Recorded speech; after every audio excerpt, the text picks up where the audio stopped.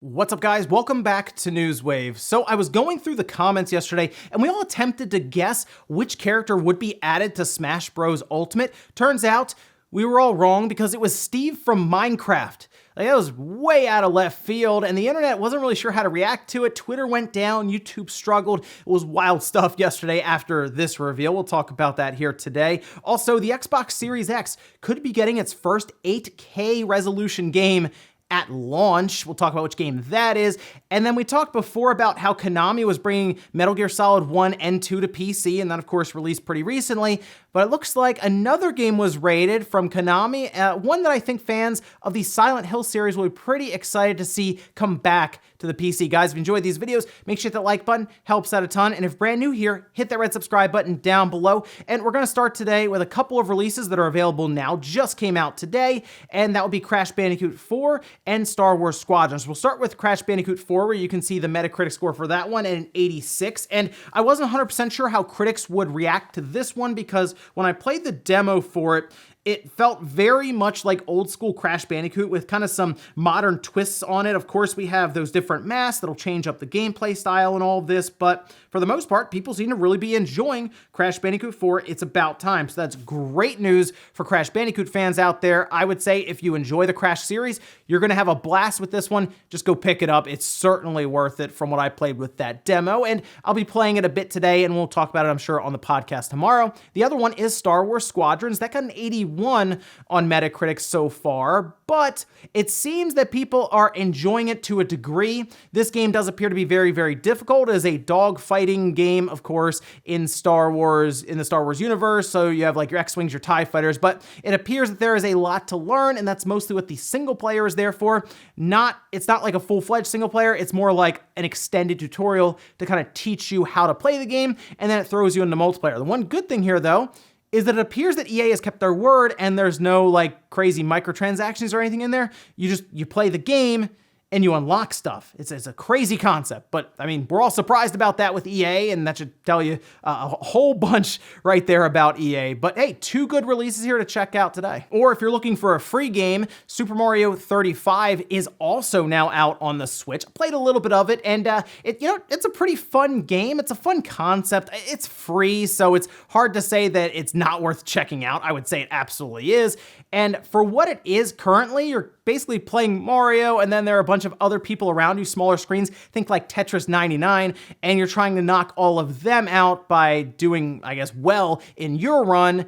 And at that point, you'll send enemies and stuff and try to fill up their screen and make it a little harder for them to get across. And you know what, believe it or not, there are times where you're just stuck. I had at one point where there were so many Goombas and stuff up on a platform, I just couldn't jump up there. I couldn't go backwards, so I was basically stuck. I just stood there and hoped that everyone else would drop. Some people are trying to outlast others because you get more time as you wipe enemies. Others are just trying to run through levels as fast as they can, collect a ton of coins, get some cool items to help out. But you know what? Like I said, it's a different take on Mario, and I like it, but it is going to go away March 31st, and I'm hoping that this is more of a test for Nintendo, and maybe they have bigger plans for it, because while it is fun to play, there's not a ton of content here to really go through. I mean, you unlock icons and like your player level increases.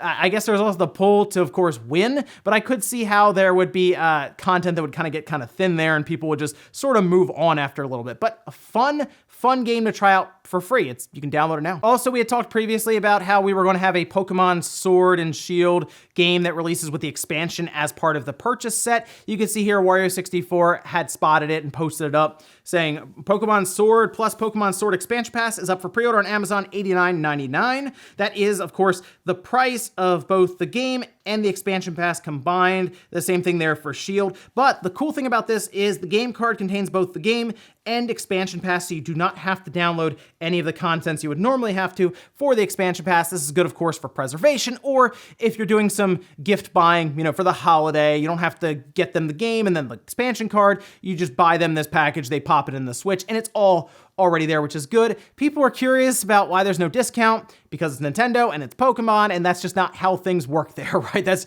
I feel like we've figured this out a while ago. Nintendo's games, they really don't drop in price, and if it's Pokemon, it's definitely not dropping. And of course, the expansion pass is still very relevant right now. But there it is, if you're someone who's looking to pick it up now with all the expansion pass stuff, especially if you didn't before with Pokemon Sword and Shield, this is probably the one to get. And guys, that's some of the quick news out of the way. Let's get into the bigger stuff. We're starting right away with Steve going in to Smash Bros. Ultimate. Like I said, this caught everyone off guard. It was wild stuff when the reveal happened. The trailer was actually pretty fun too. I did a reaction to it yesterday after it had dropped, and I just like the overall setup for it because even if you're not big into Smash, you gotta admit, when they sit down to make them, and it's not like how they did with Fire Emblem very recently where it was very obvious right away, they really try to keep you surprised right up until the character reveal. They did that with Steve where he just kind of smashed through the wall, and it's like everyone just kind of froze. Like even Mario and Steve, they just kind of were staring at each other. I feel like Sakurai knew this would be one of those moments where everyone's just like staring at the screen like, really? This is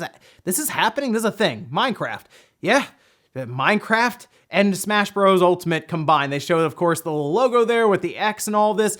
And it looks like we'll have another presentation tomorrow to see a bit further about this. But you can see some of the trailer here. And the presentations coming up is going to be Mr. Sakurai presents Steve and Alex, because yes, you will have Steve and Alex, and they also have Enderman and Zombie as well as alternatives there. Now, the presentation coming up will be on the 3rd, tomorrow, 7:30 a.m. Pacific or 10:30 a.m. Eastern Time, and this should just be Sakurai, of course, sitting down, playing the game as Alex or Steve, and just showing off all of the different parts of the moveset.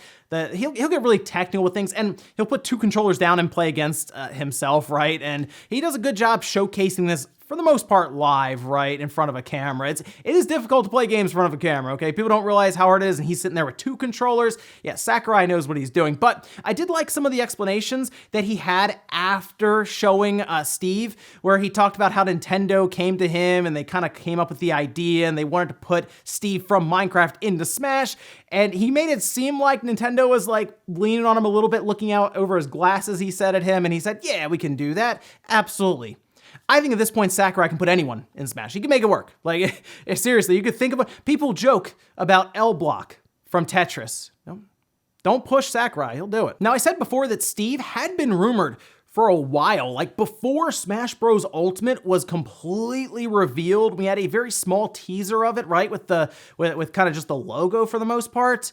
People were talking about how Steve was going to be in the game. Yeah, this is so long ago. That's why people freaked out a bit when we started to see some traces of Minecraft, like a boss in Smash Bros. Ultimate. But you can even see here, there was talks happening on Twitter yesterday with Liam saying, someone first told me about Steve being in Smash 3 years ago, whether they had insider info. I believe they did. If so, that's pretty crazy to think how long it takes Smash DLC to turn around. Imran Khan came in and also said the deal has been in the works for around that long. Yes, and yeah, there was a lot of talk, like at least 2 years ago, I'm gonna say, about that being a thing. It was definitely before the game came out, and I almost want to say it was 6 to 7 months before. There was certainly a lot of talk before they did the Everyone Is Here video right at E3. Yeah, it was weird to hear that, because, I mean, we see it now. Steve looks out of place, doesn't he? Like, you look at the visuals and all this, and you're like, that doesn't quite fit, but it's Minecraft, and the visuals, just no matter what Sakurai did to him, polish him as much as he wanted to, it's still going to look like Minecraft. But now everyone's curious, how will this moveset work? Some people who are really into Smash don't like what they're seeing here, because they're like, it could have been so many other characters, and yeah, you're right, there are probably a lot of characters that could have been added instead of Steve from Minecraft, but Minecraft is like the best-selling game in the world, with Tetris and GTA 5, even GTA 5. But it is like one of the best-selling games ever, so yeah, if they can drop Steve and get Minecraft representation fully into Smash, it's a win for Smash, it's a win for Minecraft, so why wouldn't they do it? Makes a lot of sense marketing and business-wise, and keep in mind, this presentation for Sakurai, where he's gonna show off the Minecraft characters, is like right before Minecraft Live, so it all kind of fits together, but interesting stuff there to see Steve now coming to Smash Bros. Ultimate. Next up, let's talk about the Xbox Series X, 4K, 6K, and even 8K. That's right, we had heard, of course, for the PlayStation 5 and the Series X, either system would at least support 8K output. We were all curious how possible that would really be, considering we've seen some pretty serious struggles with 4K this generation, and we're even hearing about dynamic 4K for the upcoming generation. So hearing 8K seemed like this crazy far-fetched dream right now, except it appears that a game will be attempting this on November 10th, going alongside of the Series X launch. And that game is called The Falconeer. And I had seen this a little bit, and I was at least curious about it because it's described as an open world air combat RPG. There is a trailer that was even released yesterday. You can see some of that here. And at least from what I've seen, it looks very artistic, right? Like I get the overall visual style is not super demanding, and that's probably why they will attempt 8K. It also looks like they will have 4K 60 fully enabled, which is great to hear. But we can see this passage here. This was in the news.xbox.com site, and it says the other one is 4K, but also 6K and 8K. It's funny because when you look at a television, you always tell you're looking at a TV, because even on high quality screens, you can see pixels and jagged lines and stuff. But if I run a game at 6K or 8K, I can pause the game and it's like having a piece of art in your living room. It's so crisp. I think that's wonderful. And I think players will be blown away by the clarity and crispness of games at higher and higher resolutions. Now, I had mentioned before, if you're an indie developer and your game isn't super taxing to a system like the Series X or even on PC, and you think you can get 8K, you know what? That might be a good way to kind of push your game over the edge for marketing, because you can say, oh, it is the first 8K game on the Xbox Series X. And while not everyone, of course, right now has an 8K set, as we are building up into this generation, people are really starting to upgrade to 4K sets. But keep in mind, you could, of course, have super sampling and all this too. So there is at least a reason to do it, I guess, but most people will probably go for 4K 60 with HDR and all of this. However, it is interesting to think that if you do get that 8K set, there is at least a game at launch, or maybe you get it this holiday, where you can see just how good your TV looks with the Series X. Also, to see the frame rate with that, that'll be fun. I assume it's gonna be 8K 30, no way it's 8K 60, nothing like that, but we'll keep an eye on it to see if they clarify a bit more, and it'll be really interesting to see when Digital Foundry gets a hold of this one. Next up, let's talk about Google Stadia for some reason. This was a weird one that happened yesterday, and everyone was scratching their head, even looking at the headline and then looking a little further in, it's like, no, that's really a thing. So check this out. This was on The Verge, and it says the new Chromecast with Google TV won't officially support Stadia at launch. The game streaming service will be supported in the first half of 2021. No, that is correct. In fact, the older Chromecast, the Chromecast Ultra, the one that I have for Stadia now, they apparently discontinued that, and the new Chromecast doesn't work with Stadia. Not until next year anyway. Like, does it seem to you, because after, of course, Luna got announced, and that looks better than Stadia, xCloud looks better than Stadia, does it feel like Google is kind of forgetting a bit about Stadia now? Like, it's clearly outmatched by those two because they're a subscription-based service and Stadia wants to sell you every single game. But now I see this and I'm like, wow, really? Their next Chromecast doesn't even support Stadia out of the box. They still don't have all of the features down for the YouTube integration. It seems like they're just catching up with their controller, supporting certain headsets and all this. It's odd.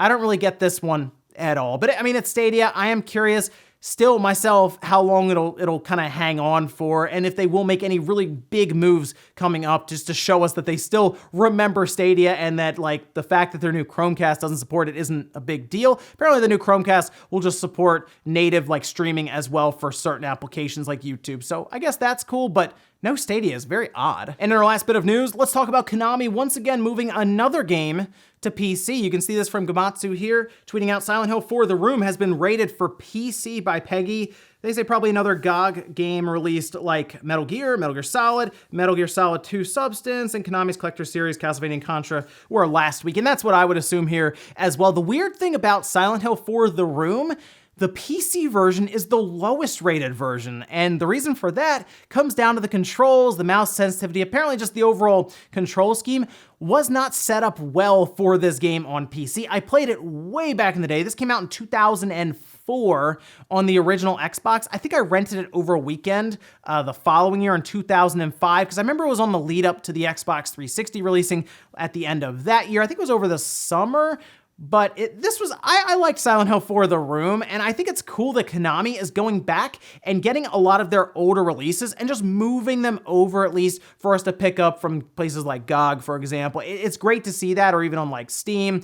So here's hoping they continue to go through their library. Even going into the Silent Hill series here has me very hopeful to continue to look around at all of their franchises and start moving them over. But I said with a Metal Gear Solid and Metal Gear Solid 2, bare minimum, it was. So I don't know how great this is going to be on PC, because if it's bare minimum work and they move it over how it was, it's not gonna be a great experience on PC for Silent Hill 4. And we'll finish up with the comment of the day, as you're seeing here. This is from Michael saying, I really hope Sony would show more concrete info about the performance of the PS5 soon, after all the Xbox Series X info we've gotten this week. And Microsoft continues to be aggressive with sending these Xbox Series X systems out there. I saw a bunch of other YouTubers pop up online with them. Yong Ye had shown one off in a video now yesterday, and then Greg Miller posted an image with one, and Lamar Wilson. The list goes on. Microsoft just sending them out now to get people's opinions on them and get coverage. And Sony's been pretty quiet, and I don't know if Sony will just start sending PlayStation 5 systems out like soon to press, but it is very one-sided right now with who has Xbox Series X systems versus who has PS5 systems, because like no one has PlayStation 5 system. It's very odd, but hopefully soon Sony will have some of these systems out to people who can independently review them, check them out, and give some opinions that aren't just Sony telling us how good the game looks or do the little, capture on a PS5 logo at the bottom. I'd like to see some other people check it out that aren't working at Sony. And ladies and gentlemen, that's gonna do it here for Newswave. Enjoyed this video, guys? Hit that like button, really helps out. If not, hit the dislike. Leave comments down below about everything we talked about today. We're Steve in Minecraft. Did it surprise you as much as it seemed to surprise everyone else? And let me know your thoughts about having Steve being part of Minecraft, his moveset, all of this down below, guys. Also, what about the Xbox Series X getting its first 8K game already at launch? Do you have an 8K set? Were you even thinking about that resolution as we head into next generation? Guys, have a great weekend. I'll see you back here Monday morning, 8 a.m. Eastern Time for Newswave.